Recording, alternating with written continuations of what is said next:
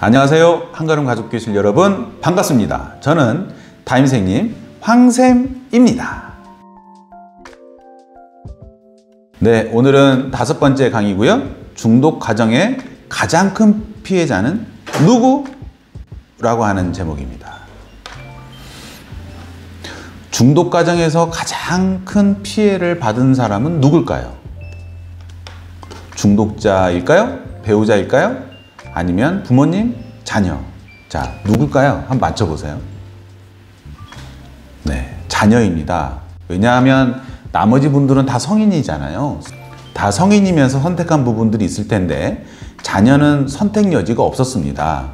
어렸을 때부터 중독 문제로 싸우고 또 문제가 있는 부분들을 다 경험하면서 자랐던 이 아이들이 가장 큰 피해자라고 우리 선생님들이 생각하시면 되겠어요?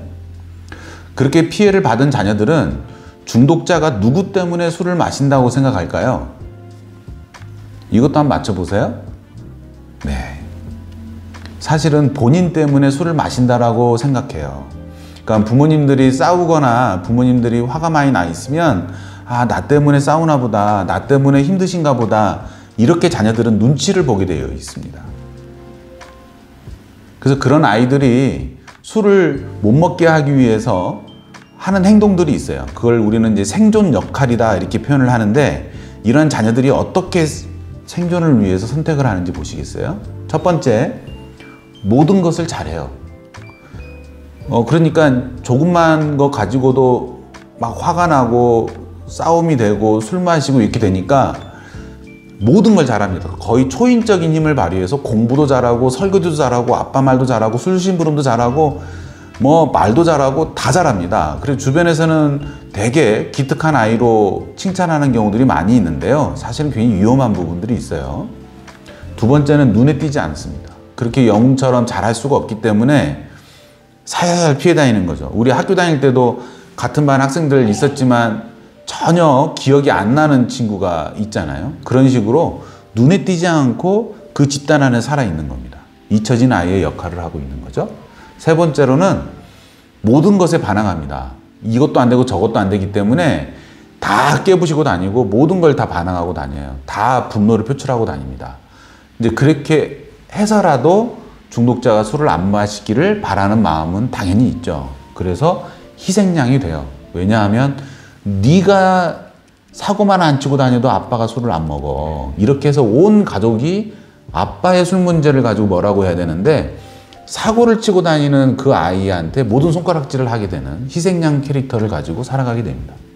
네 번째는 주변이 너무 암울하잖아요. 불행하고. 그러니까 이 아이가 주변의 분위기, 공기를 바꾸기 위해서 굉장히 이렇게 마스코트 역할을 해요.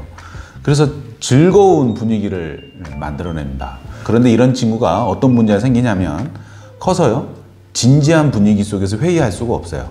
항상 농담하고 항상 가벼운 이야기를 하는 걸로 몸에 배어버립니다. 왜냐하면 진지한 상황이 되면 이제 불행한 상황으로 치닫는다라고 하는 굉장히 불안함이 올라오거든요. 이렇게 되면 사회생활 하기가 굉장히 어렵게 되겠죠. 이런 자녀들의 피나는 노력들이 효과가 있을까요? 네, 그 배우자분들도 전혀 통제가 안 되는데 아이들이라고 통제가 되겠어요? 아무 의미가 없습니다. 이렇게 되면 아이들은 굉장한 상처를 받는데요. 어떻게 생각을 하게 되냐면 내가 세상에 태어나지 말았어야 했어.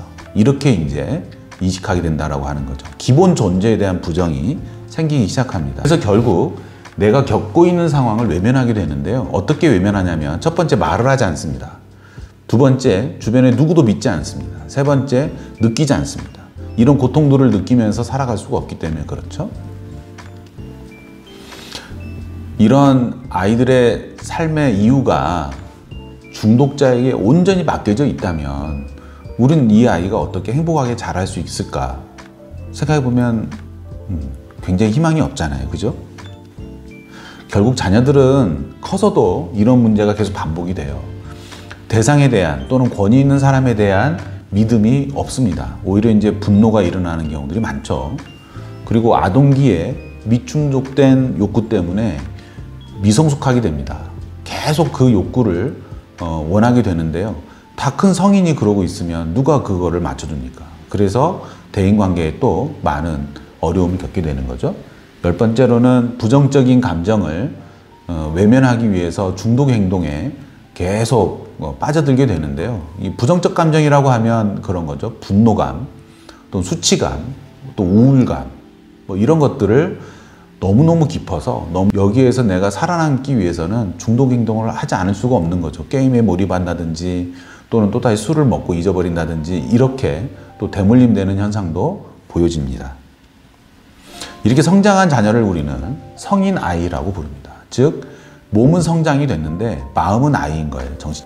이런 성인 아이가 어떻게 회복할 것인가, 이게 지금 가장 큰 문제 아니겠어요? 성인 아이가 회복을 하려면 3가지 정도가 조건이 좀 맞아져야 됩니다. 첫 번째는 정직하게 말할 수 있는 그런 새로운 관계를 형성할 수 있어야 되고요. 두 번째는 성장할 수 있는 건강한 생활 습관을 가져야 됩니다. 이 성숙한 단계에 있기 때문에 성장할 수 있는 환경들이 필요한 거고요. 세 번째로는 중독 행동이나 또는 타인에게 인정받겠다 이런 생각으로부터 벗어날 수 있는, 분리될 수 있는 그런 환경이나 본인의 노력들이 필요할 것 같습니다. 자녀들이 노력할 게 있어요. 그래서 성인 아이들이 노력할 게 있는데 뭐냐면 자녀 모임에 다니셔야 됩니다. 자신의 고통을 그대로 다른 아이들도 겪을 수 있었기 때문에 그 친구들끼리 서로 이야기 나누면서 깊은 공감을 나눠야지 정직하게 자기의 이야기를 할 수 있겠죠. 그렇게 해서 외면하지 않고 자신의 고통을 직면할 때 성장이 일어날 수가 있는 겁니다. 두 번째는 스트레스 관리와 사회기술을 따로 좀 배우셔야 됩니다. 사실 나이가 먹는다고 해서 자연스럽게 그런 문제들이 해결되는 게 아니고요. 워낙에 불안정한 마음을 가지고 살다 보니까 직장에 가서는 또는 결혼을 해서는 또는 친구들 만나서는 어떻게 행동을 해야 될지를 전혀 알지를 못하는 경우가 되게 많아요.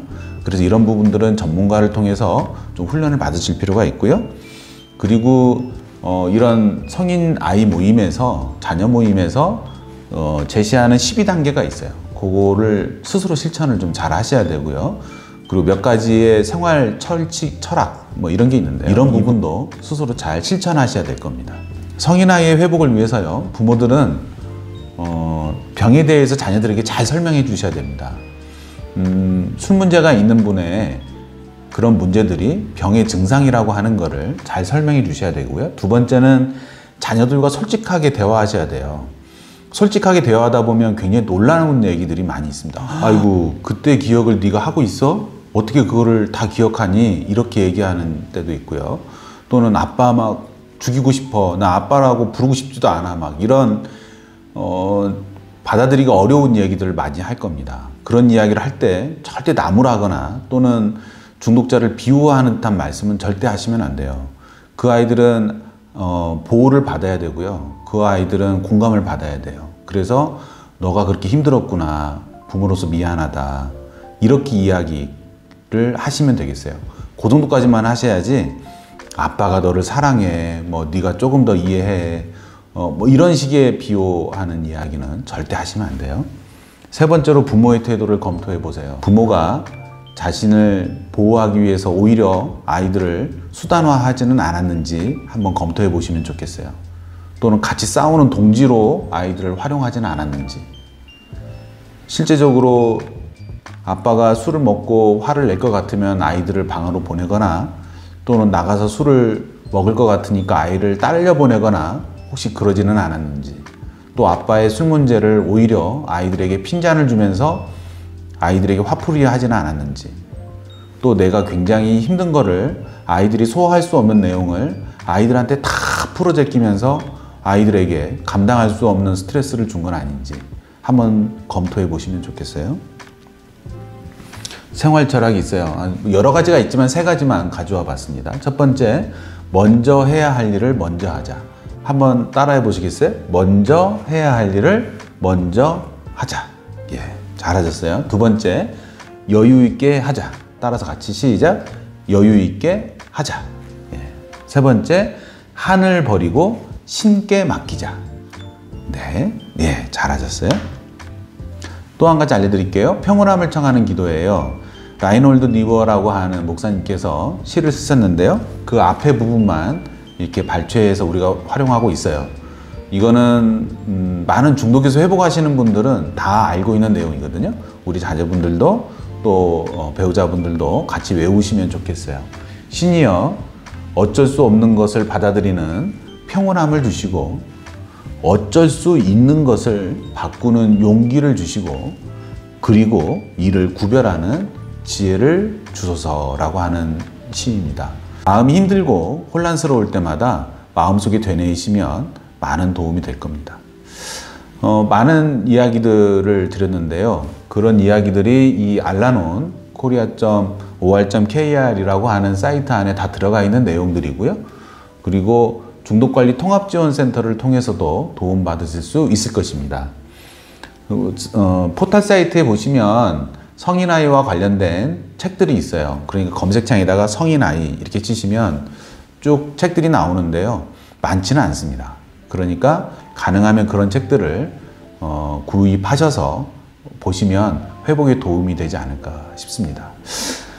네, 오늘은 여기까지 하겠습니다. 여러분들은 소중한 분들이십니다. 오늘은 여기까지.